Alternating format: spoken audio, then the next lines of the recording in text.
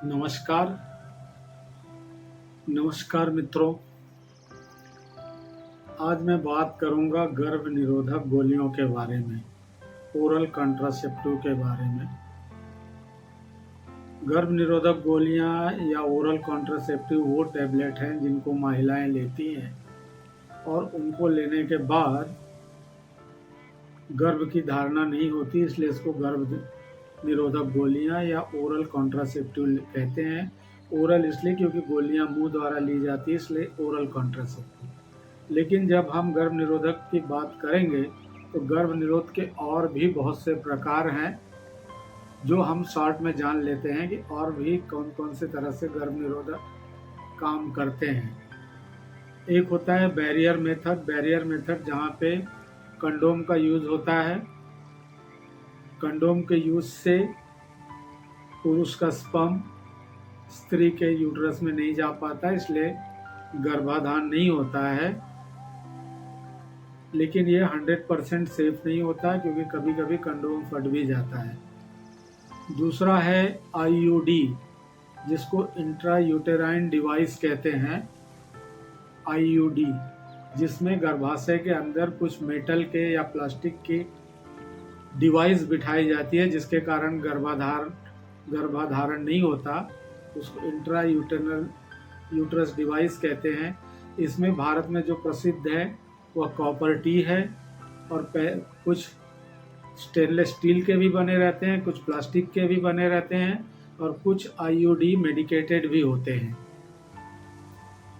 और एक होता है टर्मिनल मेथड, जिसमें कि ऑपरेशन करके फैलोपियन ट्यूब को ही कट कर दिया जाता है, जिससे टर्मिनल मेथड कहते हैं, जो परमानेंट होता है, जैसे कि ट्यूबेक्टोमी।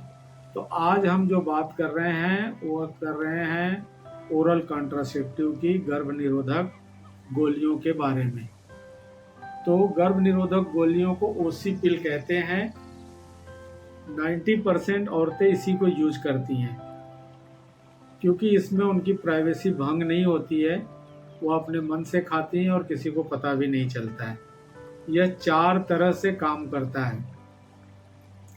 पहली बात को एस्ट्रोजन और उसमें प्रोजेस्टेरॉन हार्मोन होते हैं, हार्मोन का फ्लैक्चुएशन हो जाता है जिसके कारण ओव्यूलेशन नहीं होता है, ओव्यूलेशन स्टॉप हो जाता है। दूसरा स्पर्म की मोटिलिटी, जो स्पर्म चल के अंदर जाता है उसकी मोटिलिटी, उसकी चाल कम हो जाती है। और तीसरा जो सर्वाइकल मुकस होता है उससे बढ़ जाता है जिससे स्पर्म की एंट्री बंद हो जाती है।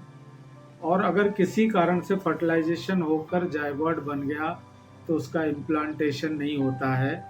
यह 4 काम ओसी पिल करते हैं। तो ओसी पिल के प्रकार क्या हैं? पहला एक है जिसको हम कहते हैं कि मिनी पिल, या बाजार में जो सहेली नाम से मिलती है उसमें सिर्फ प्रोजेस्टेरॉन रहता है, एस्ट्रोजन नहीं होता है। इसको नॉन स्टेरॉइडल ओसी पिल कहते हैं, इसमें स्टेरॉइड नहीं होता है, इसलिए इसके नुकसान भी कम होते हैं और इसे 1 से वीक लिया जाता है। बस याद रखना है शुरुआती के 3 महीने में ट्वाइस से वीक दिया जाता है और सिर्फ इसमें प्रोजेस्टेरॉन होते हैं, इसलिए इसका हाई कॉन्ट्रासेप्टिव वैल्यू होता है और बहुत ही कम साइड इफेक्ट होता है, इसीलिए इसको मिनी पिल कहते हैं।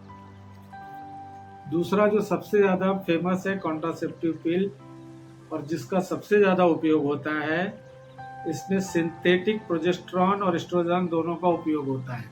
सिंथेटिक मतलब जो आर्टिफिशियली बनाया जाए उसको सिंथेटिक कहते हैं। सिंथेटिक प्रोजेस्टेरॉन और सिंथेटिक एस्ट्रोजन दोनों का उपयोग होता है और जो ओव्यूलेशन को रोकता है। हमने अपने बचपन में जब डीडी का ज़माना था तब माला डी और माला एन के प्रचार बहुत सुने रहेंगे। तो ये बहुत ही उपयोगी होता है। इसको अगर मान लो आज मेंस्ट्रुएशन का पहला दिन है तो पहले से दिन से लेके 5वें दिन तक कुछ नहीं लेते हैं और 5वें दिन से ही ओरल कॉन्ट्रासेप्टिव की एक गोली चालू करते हैं और 28 दिन लेते हैं और 28 दिन के बाद स्टॉप कर देते हैं। फिर ब्लीडिंग शुरू होता है और ब्लीडिंग शुरू होने के 5वें दिन फिर चालू करते हैं। लेकिन इसमें एस्ट्रोजन और प्रोजेस्टेरॉन दोनों है, इसलिए इसका साइड इफेक्ट भी बहुत है।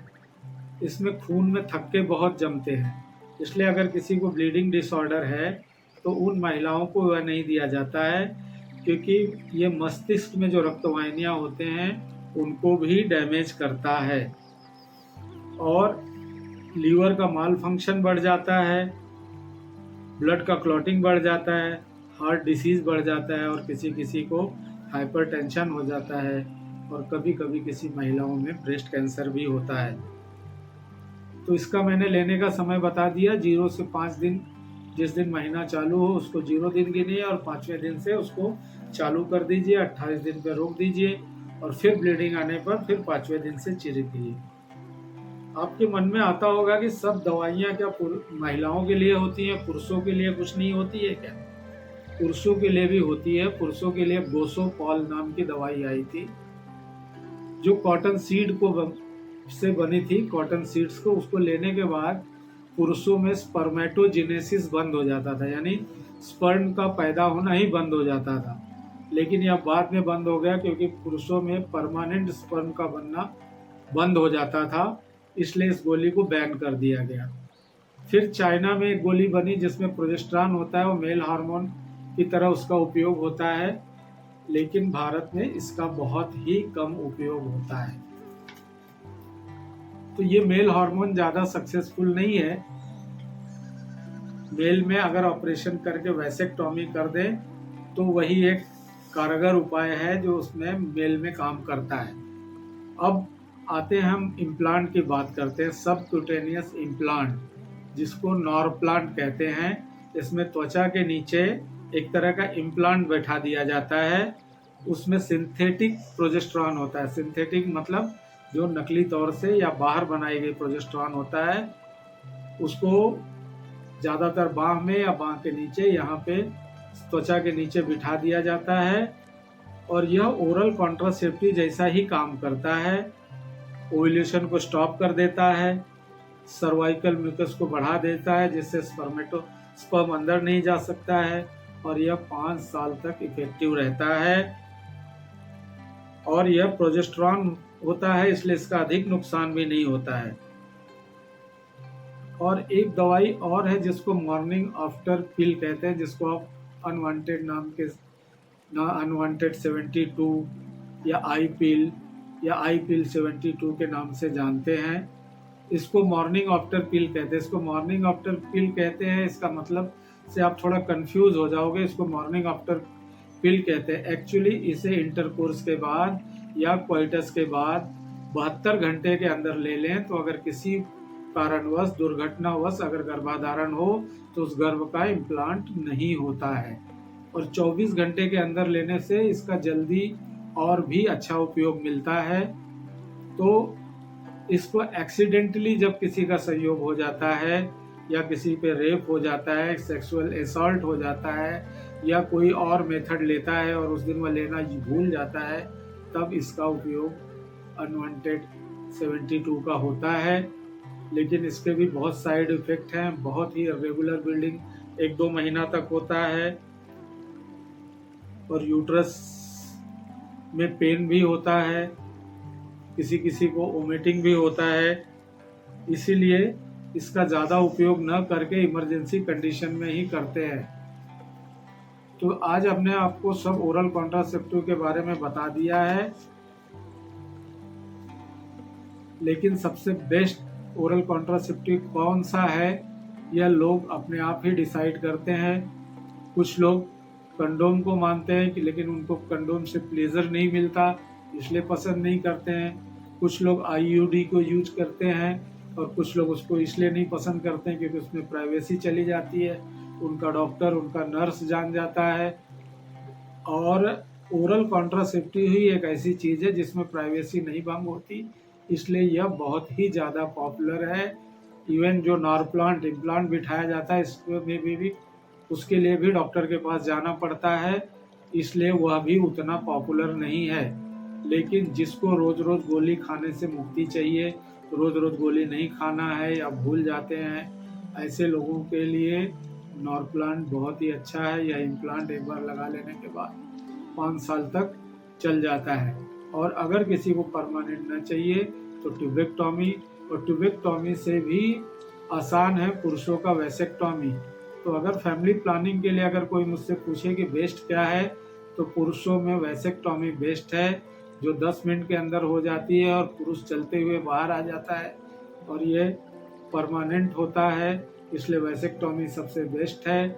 लेकिन आज जो मेरा बात थी ओरल कॉन्ट्रासेप्टिव पे थी, तो आपको यह ओरल कॉन्ट्रासेप्टिव गर्भ निरोधक गोलियां पसंद आए के बारे में जो मैंने बताया ये पसंद आई होगी। बाजार में सहेली नाम से मिलती है, माला डी नाम से मिलती है, माला एन नाम से मिलती है। इसके अलावा ट्रेड नेम से हजारों गोलियां हैं जिसको आपको डॉक्टर दे सकते हैं। दोस्तों, यह आम आदमियों के लिए साधारण भाषा में दी गई जानकारी है। बेहतर होगा कि आप अपने मन से गोली लेने से पहले आप अपने डॉक्टर से कंसल्ट कर लें और समझ लें कि आपके लिए सबसे अच्छा बेस्ट मेथड क्या है, क्योंकि डॉक्टर आपसे पूछेगा कि आपकी बीमारी क्या है, कहीं आपको ब्लीडिंग डिसऑर्डर तो नहीं है, कहीं आपको ब्रेस्ट में कोई लंप तो नहीं है। अगर आपको ब्रेस्ट में लंप है, ब्लीडिंग डिसऑर्डर है, तो ओरल कॉन्ट्रासेप्टिव आपके लिए कॉन्ट्रा इंडिकेटेड है, आपको नहीं लेनी है। तो दोस्तों, आज का वीडियो यहीं ख़त्म करते हैं। आपने यह वीडियो देखा, आपको पसंद आया होगा और आप देख रहे हैं तो मैं मान के चलता हूं कि आपने ये वीडियो इस चैनल को सब्सक्राइब किया है। अगर न किया हो तो कर लीजिए।